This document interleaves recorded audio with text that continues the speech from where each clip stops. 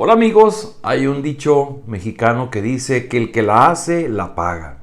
Sin embargo, hoy vamos a ver un ejemplo en la Biblia de que el que la hace, el que comete el delito, sale libre. Y el que no ha cometido ningún delito, ese es el que la paga. Estamos leyendo el capítulo penúltimo de Marcos, el capítulo 15, y voy a leer de los versículos 1 al 15. Dice: Tan pronto como amaneció, los jefes de los sacerdotes con los ancianos, los maestros de la ley y el consejo en pleno llegaron a una decisión. Ataron a Jesús, se lo llevaron y se lo trajeron a Pilato. ¿Eres tú el rey de los judíos?, le preguntó Pilato. Tú mismo lo dices, respondió Jesús.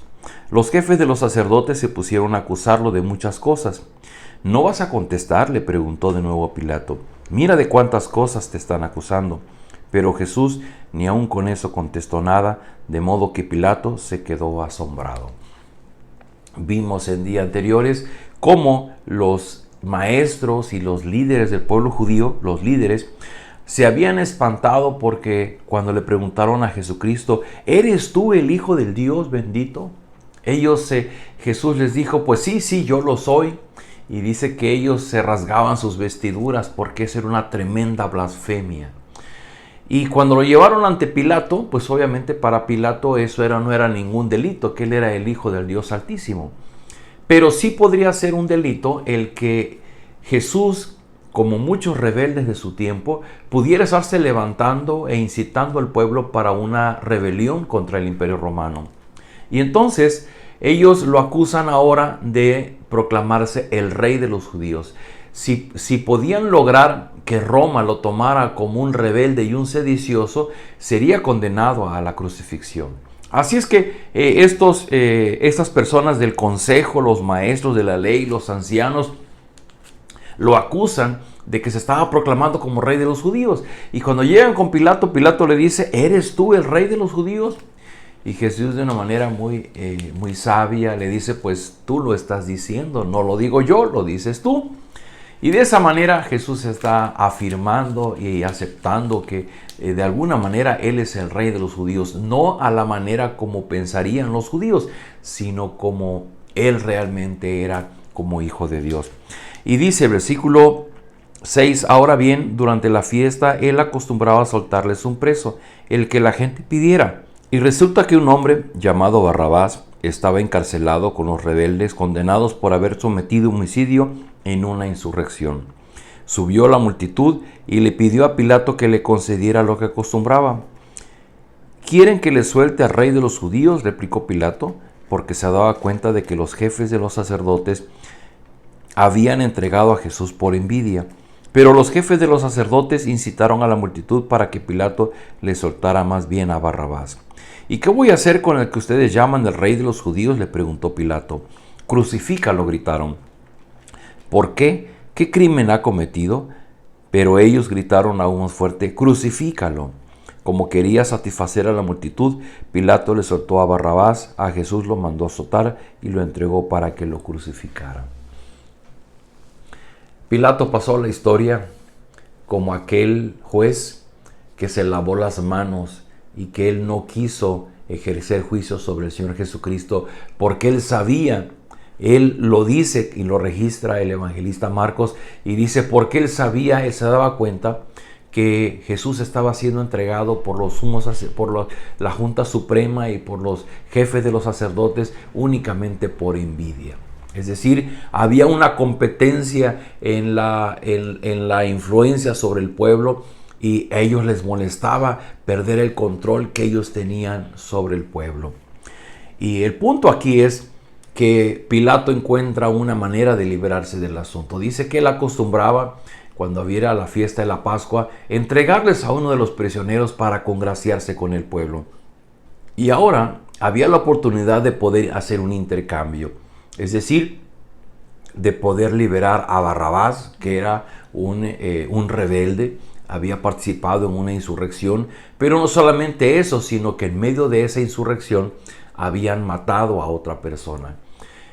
Barrabás es culpable, él había cometido delito para Roma, él sí merecía ir a la cruz del Calvario. El Señor Jesucristo no había cometido ningún delito. El que Él dijera que Él era el unigénito Hijo de Dios, era verdad. Que dijera que era Rey de los judíos, era verdad.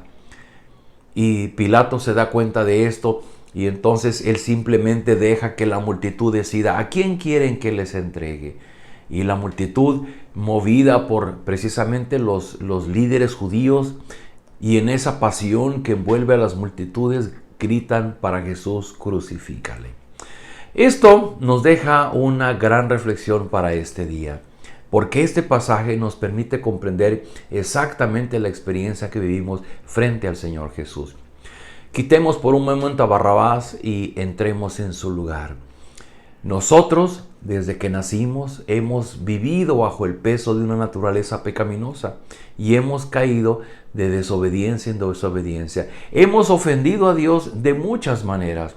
Y lo hemos ofendido más no por lo que hacemos, sino por la actitud que hay de nuestro corazón. Un corazón autogobernable, egoísta, rebelde ante Dios. Un corazón desconfiado, un corazón mal agradecido, un corazón que no adora a Dios. Nosotros delante de Dios hemos cometido el suficiente delito para que Dios se olvide de nosotros y quedemos condenados bajo su ira y que en la vida venidera padezcamos en el lago de fuego y azufre. El Señor Jesús, que vivió en obediencia perfecta ante el Padre, Él no merecía ese sacrificio de la cruz. Pero el Padre toma una decisión, sacrifica al Señor Jesucristo y su sacrificio lo coloca sobre nosotros. Es lo que Pablo llama en Romanos que somos justificados. El justo muriendo por los injustos. Aquel que nada hizo paga el precio de aquel que es un culpable. Queridos amigos, hoy es un buen momento para creer que Cristo sufrió en la cruz un castigo que nosotros merecíamos. Y es un buen momento para dar gracias. Porque si existe una evidencia del amor de Dios sobre nosotros, no es que nos vaya bien en la vida, que ganemos dinero, que recibamos títulos, que recibamos el aplauso de la gente. Eso lo reciben hasta los que no son ateos. Esa no es la evidencia del amor de Dios. La evidencia del amor de Dios es que Cristo haya ido a la cruz del Calvario y haya pagado un juicio, la culpa, un castigo que nosotros merecíamos. Que dice Juan 3:16, de tal manera amó Dios al mundo que dio a su Hijo unigénito para que todo aquel que crea en Él no se pierda, mas tenga vida eterna. Ese es el gran amor de Dios que se derrama en nuestra vida, muriendo el justo por los injustos, para que los injustos tengamos el perdón de Dios y seamos incluidos en su familia.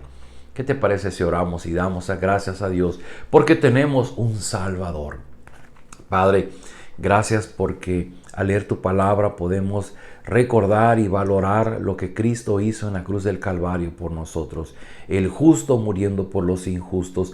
Nosotros que somos quienes realmente merecíamos tu castigo, somos perdonados y somos hechos miembros de tu familia por lo que Cristo hizo en la cruz del Calvario. Gracias por tu gran amor que se derrama en nuestra vida a través de nuestro Salvador, el Señor Jesús.